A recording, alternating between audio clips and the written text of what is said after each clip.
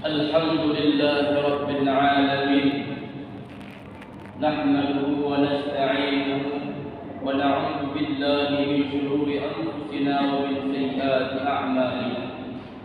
من يهده الله فلا مضل له ومن يضلله فلا هادي له.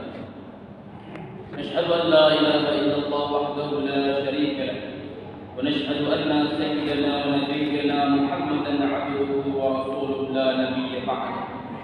اللهم صل وسلم وبارك على سيدنا محمد وعلى آله وصحبه ومن تبعه. أما بعد، فقال الله تعالى في كتابه الكريم بعد أعوذ بالله من الشيطان الرجيم: إنما يعمر مساجد الله من آمن بالله واليوم الآخر. قال النبي صلى الله عليه وسلم: إذا رأيتم الرجل يعتاد المساجد فاشهدوا له بالإيمان، أو كما قال رسول الله صلى الله عليه وسلم.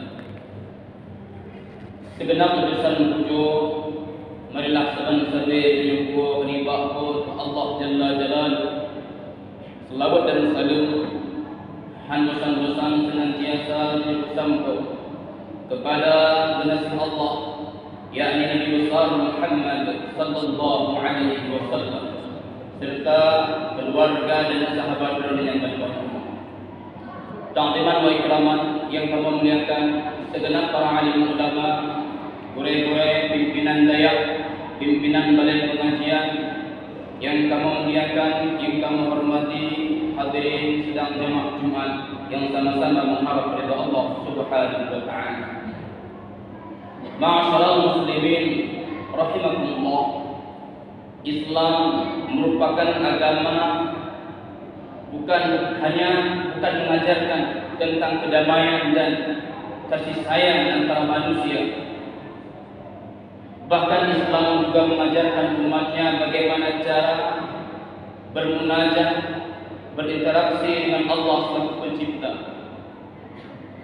sehingga berbagai macam jenis ibadah dan amal kebaikan yang disyariatkan di dalam Islam sebagai bentuk manifestasi penghambaan diri seseorang hamba kepada Rabb-Nya Allah Jalla Jalaluhu.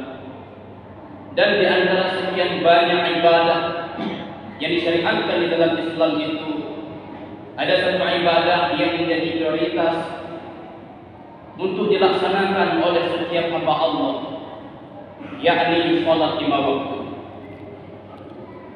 Kenapa? Dikarenakan sholat itu merupakan hadiah terindah daripada Allah kepada Rasulullah sallallahu alaihi wasallam manakala beliau Isra Mi'rajkan. Hadiah itu Allah kurniakan, Allah berikan kepada kita sebagai umat baginda Rasulullah sallallahu alaihi wasallam. Dan sholat merupakan asas ataupun fondasi daripada Islam. As-salatu umududdin. Salat itu merupakan tiang agama. Salat adalah barometer untuk mengukur kekuatan keimanan dan keislaman seseorang. Sejauh mana dia menjaga salat, maka sejauh itu pula kekuatan Islam dan kekuatan iman yang ada pada dirinya. Faman aqamaha faqad aqamad-din. Orang yang mendirikan salat, orang yang melaksanakan salat, itulah orang yang mengokohkan agama. Itulah orang yang mendirikan agama. Namun sebaliknya, wa man tarakaha faqad hadamat-din. Orang yang meninggalkan salat dengan sengaja, maka dia tergolong termasuk orang-orang yang menghancurkan agama. Masyarakat muslimin rahimakumullah, meninggalkan salat bukanlah hal perkara sepele. Meninggalkan salat itu merupakan musibah yang sangat besar dalam kehidupan seseorang. Bahkan Al-Imam Syamsuddin Az-Zahabi dalam kitab beliau Al-Kabair mengatakan, Al-Kabiratul Rabi'ah tarkus salat. Meninggalkan salat itu merupakan salah satu daripada dosa besar. Dan orang yang berkekalan dengan dosa besar, orang yang melakukan dosa besar, maka dia dikategorikan sebagai orang yang fasik, yang tidak sah menjadi wali nikah dan tidak sah menjadi saksi nikah bila dia tidak bertobat kepada Allah. Hadirin yang dirahmati Allah Subhanahu wa taala. Kemudian Rasulullah sallallahu alaihi wasallam juga mengatakan, "Inna ma mawdu'us salat min ad-din kama ra'si min al-jasad." Kedudukan salat di dalam Islam itu bagaikan kedudukan kepala pada badan. Kedudukan salat di dalam agama bagaikan kedudukan kepala pada badan. Bagaimana kita mufhum daripada hadis? Kita dapat membayangkan ada orang yang hidup tanpa kaki. Juga boleh kita pikirkan, dapat dipikirkan oleh pikiran kita. Ada orang yang hidup tanpa tangan. Bahkan diterima oleh akal sehat kita. Orang bisa hidup tanpa tangan dan tanpa kaki. Namun mustahil pada ada, bahkan tidak diterima oleh akal sehat kita. Ada orang yang hidup tanpa kepala. Maknanya, ketika seseorang dia mungkin kurang dalam sedekahnya, dia kurang dalam amal ibadah zikirnya, maka tidak akan berdampak negatif kepada agamanya. Namun seseorang yang meninggalkan salat yang dia merupakan pondasi di dalam Islam, maka pada hakikatnya cahaya keislaman itu telah padam dalam dirinya. Maka hadirin yang dirahmati Allah Subhanahu wa taala, mari sama-sama kita menjaga salat lima waktu. Dikarenakan salat ini adalah amalan yang pertama sekali dihisab kelak di hari akhirat. Amal yang pun semua dihisab oleh Allah Taala di urut akhirat adalah sembahyang lima waktu. Awwalu ma yuhasabu bihi al-'abdu yawm al-qiyamah as-salat. Fa in salahat sa'iru 'amali wa in fasada sa'iru 'amali.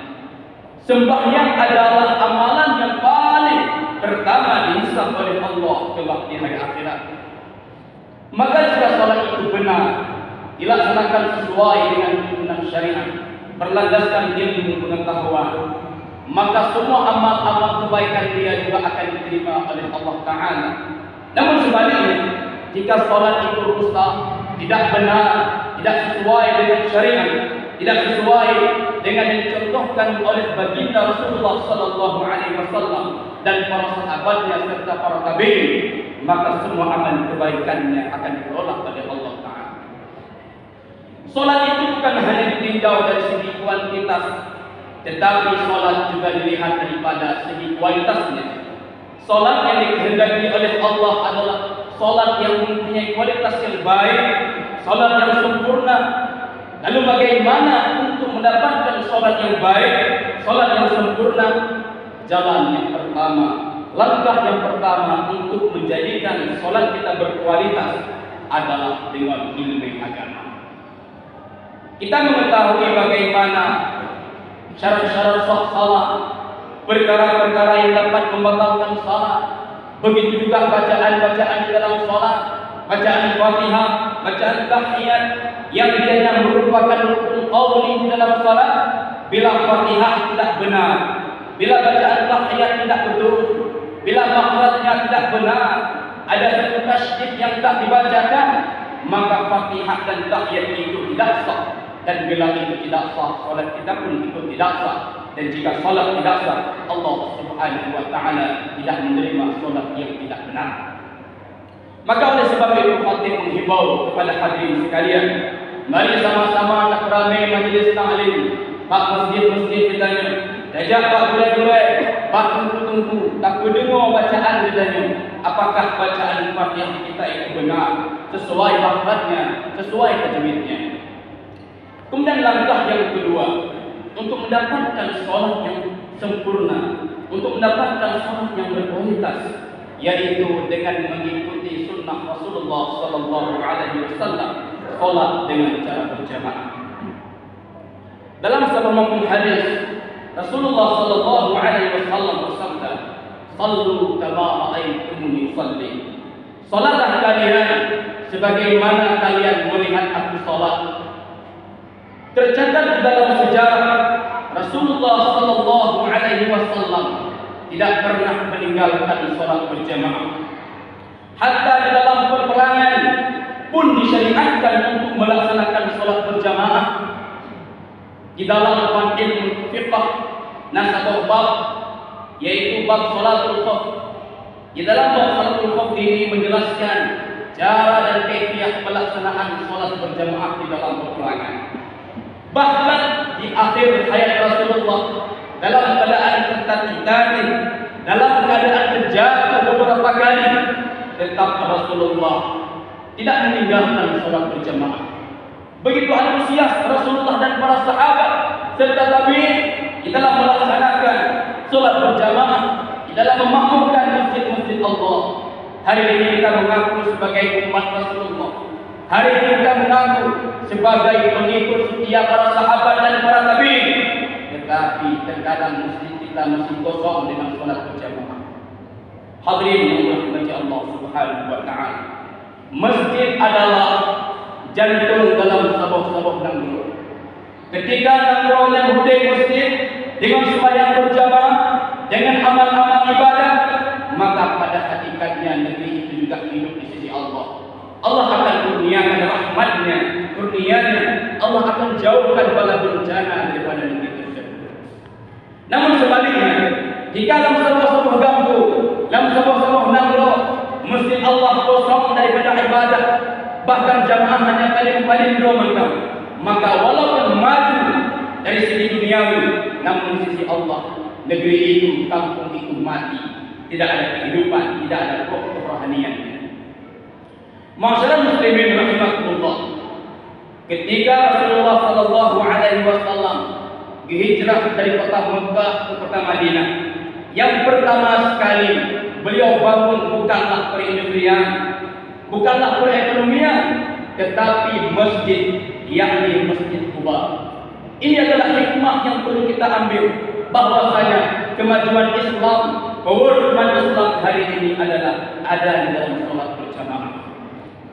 Jangan pernah bermimpi kita menaklukkan orang-orang kafir, mengalahkan orang-orang kafir, kalau hanya satu selimun saja tidak sanggup untuk mengangkatnya tatkala dikumandangkan azan subuh. Masyaallah muslimin rahimakumullah. Kemudian bukan hanya Allah berikan karunia, kerohanian ataupun nur dalam kehidupan kita bila kita melaksanakan sholat berjamaah, juga Allah akan memberikan pahala yang besar terhadap orang-orang yang mau meluangkan waktunya melaksanakan sholat berjamaah. Salatul fardhi afdal, salatul jamaah afdal salatul fardhi bi 27 derajat. Sholat berjamaah itu lebih baik daripada sholat sendiri sebanyak 27 derajat. Jika kita sembahyang di rumah hanya berjamaah, Allah akan berikan 1 derajat pahala. Namun bila kita meluangkan masa, meluangkan waktu menghadiri sholat berjamaah, maka Allah akan memberikan 27 derajat pahala. Lebih-lebih dalam sembahyang subuh. Sembahyang subuh, warga subuhnya adalah warga yang sangat berkah. Warga subuh adalah warga para wali-wali Allah. Mereka bermunajat kepada Allah. Maka sebarang dasar yang dibedah subuh, sembahyang subuh dengan cara berjamaah, maka Allah akan berikan karunia, cahaya ataupun nur iman dalam hatinya. Bukan hanya sampai di situ. Kekali Rasulullah, man shalla subha fi jama'atin faka'annama shalla al-laila kullah. Orang yang sembahyang subuh dengan cara berjamaah, maka seolah-olah dia telah melaksanakan sholat sunat semalam sunat. Mungkin dalam menit bertayung, dalam sanggup sembahyang sunat mulai terbenam mata Allah sampai terbit fajar. Tetapi dengan 20 rakaat sembahyang subuh dilaksanakan dengan cara berjamaah, maka Allah akan memberikan pahala sembahyang sunat semalam sunat. Terlebih lagi kata Rasulullah, man shalla subha fahuwa fi dhimmatillah. Orang yang mulazamah sembahyang subuh dengan cara berjamaah, fahuwa fi dhimmatillah, maka orang tersebut ada dalam perlindungan Allah. Orang yang istiqamah sembahyang subuh berjamaah, yang menjadi pelindungnya, yang menjadi pemeliharanya, yang menjadi backingnya, bukan Kapolri, bukan Kapolda, bukan dokter spesialis, tetapi langsung Allah Jalla Jalaluhu. Hadirin yang dirahmati Allah Subhanahu wa taala, dunia sekarang sedang dilanda oleh musibah Covid-19. Terlepas dari benar adanya atau tidak, yang jelas bertanya-tanya dengan musibah. Protokol kesehatan bukan hanya memakai masker. Protokol kesehatan bukan hanya mencuci tangan dan menjaga jarak serta divaksin. Itu hanya protokol kesehatan lahiriah jasmani. Tetapi protokol kesehatan yang sesungguhnya adalah prokes rohani, yaitu melaksanakan perintah-perintah Allah dengan mendirikan salat secara berjamaah. Dan ini hadis Rasulullah.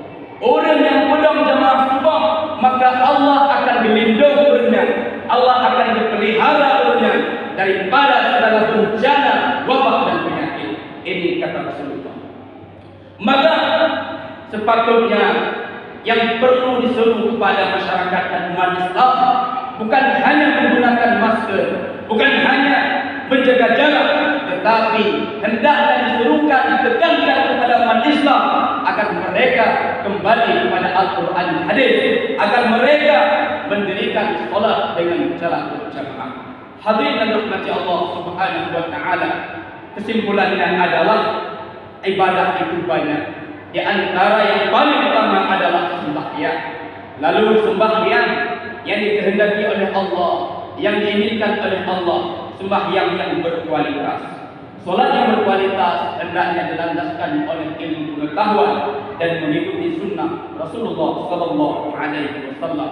Semoga Allah memberi bala bencana dari kehidupan kita ini, dan semoga Allah menjadikan kita sebagai mukmin sejati. Amin amin ya rabbal alamin.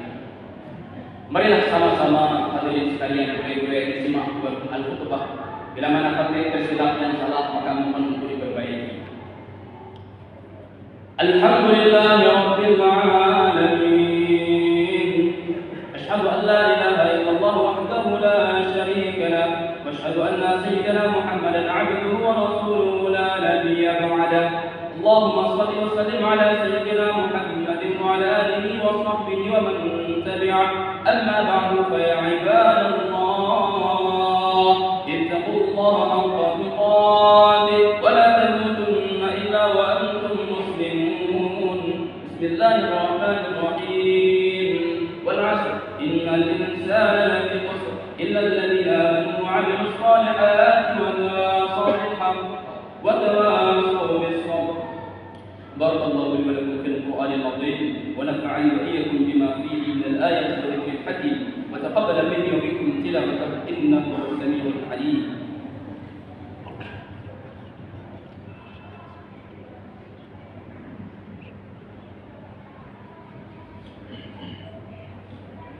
Alhamdulillahi rabbil alamin. Asyhadu an la ilaha illallah wahdahu la syarika lah, wa asyhadu anna sayyidana Muhammadan 'abduhu wa rasuluhu la nabiyya ba'dah. Allahumma shalli wa sallim ala sayyidina Muhammadin wa ala alihi wa sahbihi ajma'in. Amma ba'du, fa ya ibadallah, ittaqullaha haqqa tuqatih wa la tamutunna illa wa antum muslimun. Bismillahirrahmanirrahim. Qul huwallahu ahad, Allahus samad, lam yalid wa lam yulad wa lam yakul lahu kufuwan ahad. Allahumma ighfir lil muslimina wal muslimat wal mu'minina wal mu'minat birahmatika ya arhamar rahimin. Rabbana atina fid dunya hasanah wa fil akhirati hasanatan wa qina adzaban nar. Wa la tuqullahu akbar, Allahu ya'lamu ma tasna'un. Aqimus salat.